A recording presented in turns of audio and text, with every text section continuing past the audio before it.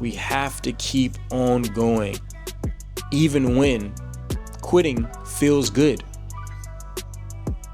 You have to remember, quitting only feels good in the moment, but you regret it for the rest of your life. You see my eyes on the Lord, I just been trying to get my hair right.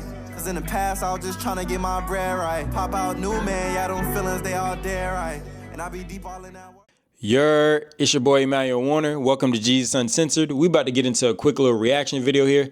So let's get it started. If I'm being completely truthful with y'all, I did not want to come to the gym today, but I discipline my body and keep it under control. At least after preaching to others, I myself should be disqualified. It is a consistent choice that I have to make on a daily basis under God to do the things I do not want to do. And today was a perfect example of that. Me using my spirit to rule over my flesh, though my flesh wanted to be lazy, is the reason that I'm able to come here. And I PR'd today. And the fruit that's coming from that is more growth, more strength, more discipline, more belief that I can show up despite the way we feel.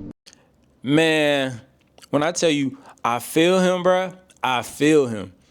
What he's saying is super real, and it's just mad relatable. It's like, the honest truth is, we don't be wanting to do what we know is best for us, for real, you know? And the verses that he referenced is real, like what Paul is saying in 1 Corinthians verse 27, where he's talking about, I strike a blow to my body so that I will make it my slave. One, be disciplined is what he used. He used a different translation. I'm using NIV. But he says, I strike a blow to my body and make it my slave so that after I have preached to others, I myself will not be disqualified for the prize. It's like, imagine preaching to others, telling them, hey, this is the life you should live. This is how you should live it. This is what the word says. And we're not saying it because we're right. We're saying it because we know Jesus is right. We know the Lord is right. And so that's why we're bringing it up. That's why we tell people. That's why we let people know what the word says. But the thing is, while the word is simple in its concepts, it's hard to live. And that's with anything that requires discipline. A lot of times things aren't complicated. They're difficult. And why are they difficult? Because we struggle with discipline. We struggle with wanting to keep on going, even when it doesn't feel like we're making any progress. I'm reading this book right now. Let me pull it out right quick. Hey, yo. So I'm editing this video real quick. And I know I'm not the only one that just seen that. Let's run that back. What the hallelujah?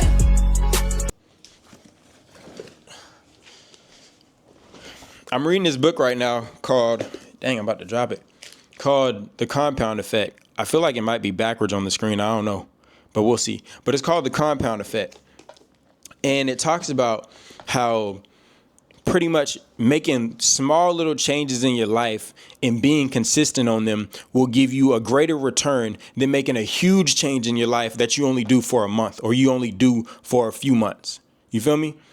And so it's the same thing with the word. It's like it almost feels like the word sometimes can be overwhelming. You know, you're like, dang, I got to work on this. I got to work on that. I can't do this no more. I can't do that no more. But at the end of the day, the honest truth is like the Lord wants you to keep working towards getting better. So if you have to make a small change to get on that path, do that. That's better than nothing. And something that I heard recently, because when it comes to this walk, a lot of times it feels hard because we see it as like, dang, there's so many things that I can't do. Like, I can't do this. I can't do that. I can't do this no more. Dang, man, I got to cut that out. And it's like in our head, we're just like, dang, I can't do all this different stuff. But something that I saw on a podcast, and I'll link a video to that. I'll show the podcast on here as well to that one, because the whole podcast had like some good nuggets in it. But this piece here that he said was really what stuck out to me. We have to be careful, because if we make it about like what we do and what we believe and in that way, it's meritorious. I understand what you're saying. And the commandments, something like the 10 Commandments, are less of a thou shalt not and more of a promise in that God is not a murderer. You're created in his image. Don't murder. God is not an adulterer. You're created in his image. Don't commit adultery. God is not a thief. You're created in his image. Don't steal things. It's actually calling you to live up to the standard of the image that you bear of God. Even though you might feel inclined to do and flourish ultimately. But I would say that there's an aspect of the person who doesn't understand that sees those things as a burden and sees them as a rule. And I would actually say that it's a calling by our Creator to live up to the standard that he actually created us to be for the sake of human flourishing. it's interesting because something that he says is, we look at the word and we see all these things that we can't do, but really the 10 Commandments and the law that the Lord gave us is a promise of what is to come, is a promise of what the Lord will do, right? So we see these things that the Lord is telling us, oh no, you're not supposed to, have sex outside of marriage, right? You're not supposed to steal, you're not supposed to covet, you're not supposed to envy, you're not supposed to kill, all these other things. And we take it as like, I can't do this. I can't act on my feelings and my emotions, right? That's how we generally take it. But he put a different spin on it. And he said, the reason the Lord tells us we can't do those things is because, one, God knows that that's not the best route for us. God knows what that's going to incur upon our own spirit, man, upon our own souls, right? He knows how that's going to affect us in ways that we will not even be able to comprehend right now. That's one. But two, it's a promise because God is saying, don't do this because I have something better for you. I'm going to give you this. Don't do this because this is coming. Don't do this because I have this prepared for you. So, and it's not like one of those things where it's just like, oh, God's just going to give you all these different things, but it's an example of how a good father is, right? A good father will tell you, no, don't do this, and give you an alternative that is better for you in the long run, right? It may not feel better for you at that moment, but it's going to be better for you when you need it. And that's what the Lord is really trying to do for us. That's what he's really trying to show us and bring up in us, is an understanding that us living by our flesh is death today, while us living by the Spirit is life tomorrow. And honestly, and the reason I say us living by the Spirit is life tomorrow, when in reality, it's life today and tomorrow. In reality. But it feels like when we do the things that the Lord is calling us to do, in the moment, it can feel like death today. And that is the way I could explain it, is allowing our lives to be led by the Spirit is death of our flesh today and life in our spirit man tomorrow. And how does that even make any sense? Why is that better than anything else? And it's because our spirit man is everlasting. It's what's going to be here 10 years from now. The life that you live now, the things that you do today, you won't always be able to do. When you get older, you won't always be able to do them. No matter how old you are, there's going to be a time where what you're doing today that pleases you, you won't be able to do. Will you still have happiness? Will you still be pleased? Will you still be fulfilled when you can no longer act how you're acting now? There's a time when everybody has to step into adulthood, or a time where adulthood is knocking on your door and you have to choose whether or not you want to answer it. There's always going to be a time like that for everyone. And what you did as a child must be put away.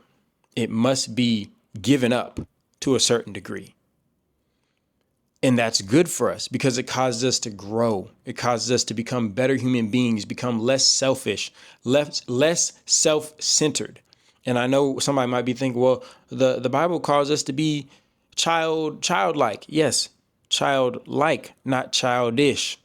You feel me? So childlike in our faith and in our trust in the Lord, like a child trusts their parents. Hey, so the next thing I'm about to say might be a little triggering, but I wanted to go in and address it now. Just so you know, I end up clearing up what I'm trying to say in the end, but it starts off a little bit muddled. I know it can get a little bit touchy when you start talking about people's upbringing and how that affects the way that we read the Bible, but I do believe it needs to be addressed and it needs to be said. Like I said, I explain it fully in the video, but I just want you to know, keep listening. I end up fully breaking it down to you so you get what I'm saying. Anyways, back to the video.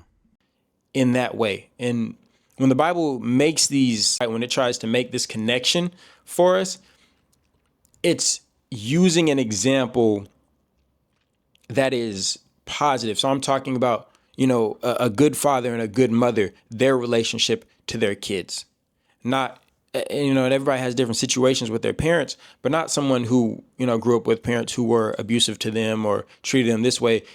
It makes it hard to understand what the Bible is talking about when you have that, I don't want to say distorted, but honestly, when you have that distorted experience of how things should have been. And we all have that in some area of our life, whether it's with our parents, whether it's with our friends, whether it's with the way we, relate to sex, whether it's with the way we relate to jobs, to money, to anything. We all have a distorted view of literally everything. And the reason it's distorted is because it's separate from the way God views it. So when I bring this up, I don't mean it to condemn anybody who has had negative experiences with their family or with parents, but I'm saying it to help you to understand that there's another point of view that you may not have seen, but God is trying to show you. And the only way you're going to begin to see that is that bringing it full circle, is that you begin to, as 1 Corinthians verse 27 says, strike a blow to your body and make it your slave. Or, maybe another way that people would prefer to hear it, because I know the word slave, people hear that and they're like, oh man, slave, blah, blah, blah. But he's just saying, Paul is just using his terminology saying, I discipline myself, right? And of course, slave back then obviously had a different connotation. That's a whole nother conversation. But anyway, Paul is saying, I strike a blow to my body and cause myself to be disciplined. I bring discipline upon myself so that after I have preached to others, I myself will not be disqualified for the prize. So after I have helped all these other people, and when I say helped, I mean just even if it's just you planting a seed, you just having one conversation with somebody. I've preached to all these people and told them the way to life, help them see it better, help them have a deeper understanding of it. And yet I get to the pearly gates. I get to the gates of heaven, and God says he doesn't know me. Man, that's just, I wouldn't want that to be me, And so I say all this to say that I understand what he's talking about when he says, sometimes I just don't want to do it. Sometimes I'm just not feeling it. Sometimes this ain't it for me. Sometimes it feels that way.